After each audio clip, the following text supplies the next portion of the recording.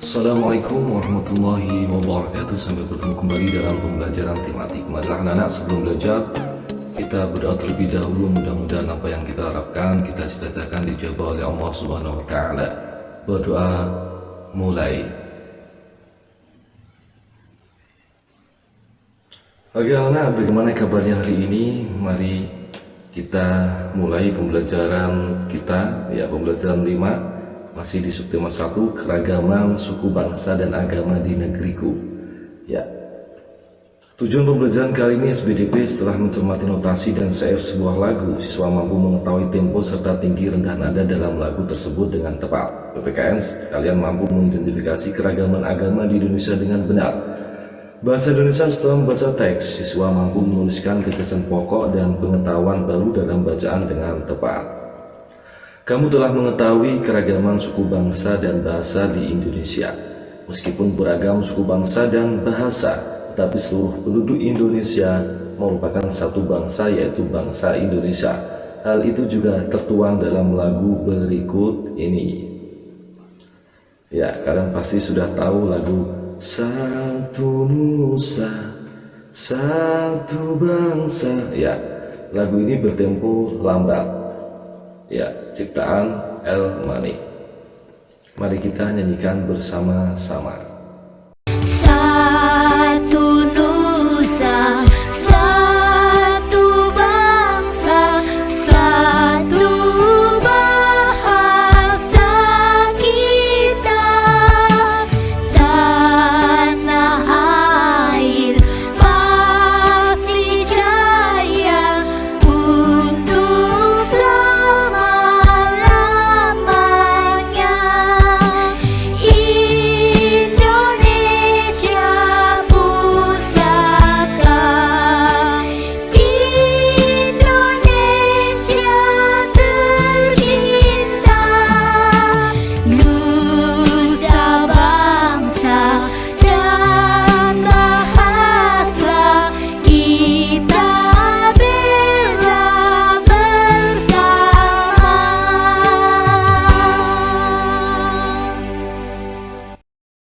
Oke, ya, kita sudah menyanyikan lagu bersama-sama, lagu Satu Nusa Satu Bangsa. Tandailah syair lagu bernada tinggi dan syair lagu bernada rendah. Perhatikan, ini sudah Pak Guru bantu. Ya, syair lagu bernada tinggi ditandai dengan huruf miring. Perhatikan, syair lagu bernada rendah ditandai dengan huruf miring juga, bisa kalian paus. Ya. Kemudian, tahukah kamu tinggi rendah nada? Berikut adalah urutan tinggi rendah nada pada notasi angka. Semakin ke kanan, nada semakin tinggi. Pada notasi not balok, semakin ke atas letak nada akan semakin tinggi bunyi nada tersebut. Ya, seperti ini anak-anak. Mari kita mengamati. Perhatikan notasi lagu Satu Nusa Satu Bangsa. Di bagian kiri atas lagu itu terdapat tulisan tempo. Ya, temponya adalah lambat. Tanda tempo adalah tanda yang digunakan untuk menunjukkan cepat atau lambatnya sebuah lagu yang harus dinyanyikan. Secara umum lagu dinyanyikan dalam 3 tempo, yaitu cepat, sedang, dan lambat. Berikut istilah tanda tempo. Ya, tanda tempo cepat itu allegro, moderato sedang, largo lambat. Allegro cepat, keterangan lebih dari 60 ketukan per menit. Moderato sedang, 60 ketukan per menit. Largo lambat, kurang dari 60 ketukan per menit. Kamu telah menyanyikan lagu Satu Nusa Satu Bangsa. Dengan lagu itu kamu semakin mengerti bahwa meskipun di Indonesia terdapat beragam suku, kita tetap satu bangsa, Indonesia. Bisa dikaitkan dengan Bhinneka Tunggal Ika. Ya. Selain keragaman suku bangsa dan bahasa di Indonesia, juga memiliki keragaman agama. Apa agamamu? Apa agama teman-teman di sekolahmu? Ya.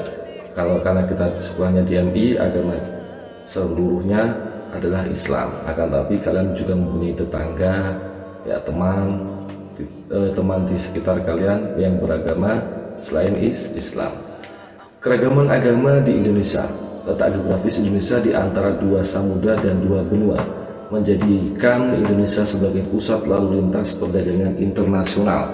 Salah satu akibatnya terjadilah persebaran agama dari para pedagang asing yang berdagang dan singgah di Indonesia. Pada awalnya masuk agama Hindu dan Buddha yang dibawa bangsa India. Selanjutnya datang bangsa Gujarat membawa ajaran agama Islam, bangsa Eropa membawa ajaran agama Katolik dan Kristen, serta bangsa Cina membawa ajaran agama Konghucu. Jadi keragaman agama telah ada sejak zaman dulu. Dalam suasana keragaman beragama itu, setiap warga negara Indonesia dijamin haknya untuk memeluk keyakinan atau kepercayaan masing-masing. Di Indonesia terdapat 6 agama yang diakui negara. Ke-6 agama atau kepercayaan itu yaitu Islam, Katolik, Kristen, Hindu, Buddha, dan Konghucu. Pemeluk agama diwajibkan menjalankan ajaran agama masing-masing. Setiap agama memiliki tata cara beribadah, kitab suci, dan tempat ibadah yang berbeda. Negara memberikan kebebasan bagi semua pemeluk agama untuk menjalankan ibadah sesuai ajarannya masing-masing. Ya, kemudian kita diminta untuk mencari informasi berikut. Yang pertama, nama kitab suci setiap agama di Indonesia.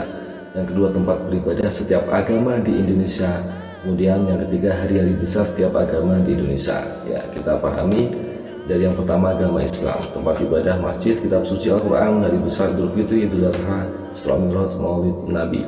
Yang kedua, agama Kristen, tempat ibadah gereja, kitab suci Alkitab, hari besar Jumat Agung, Paskah, kenaikan Yesus Kristus, Pentakosta, Ekaristi.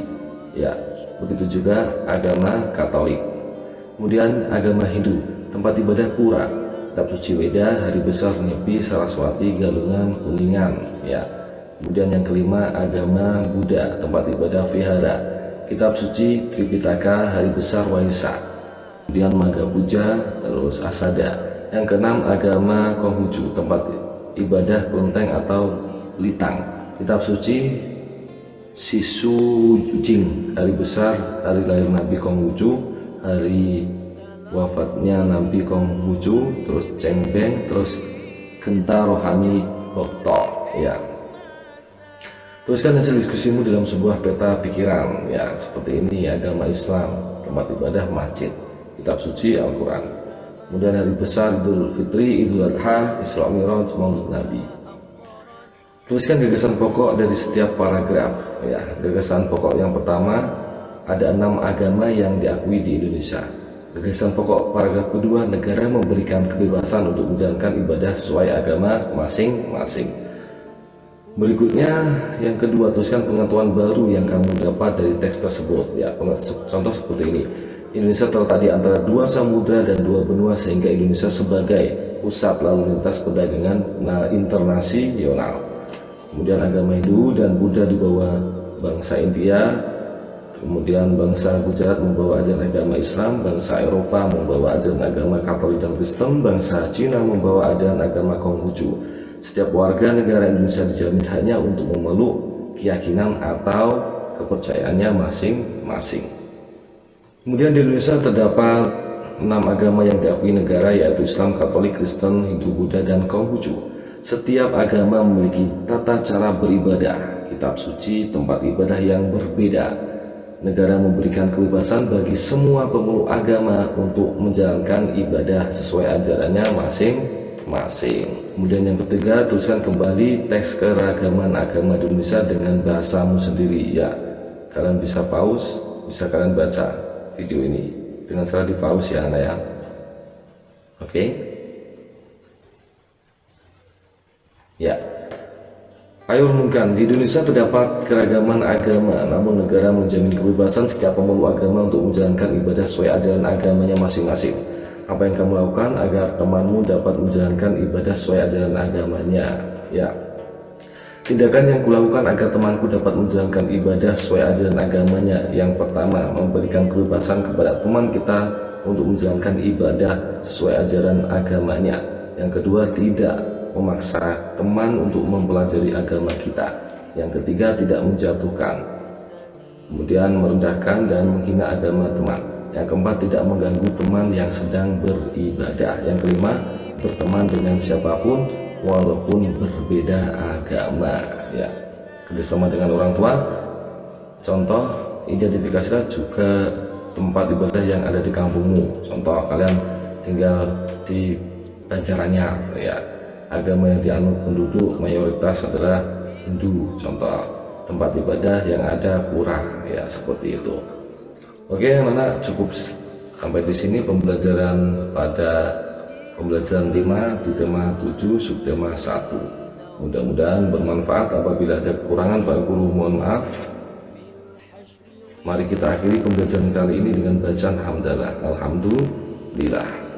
Tetap jaga kesehatan, sering berjemur ya.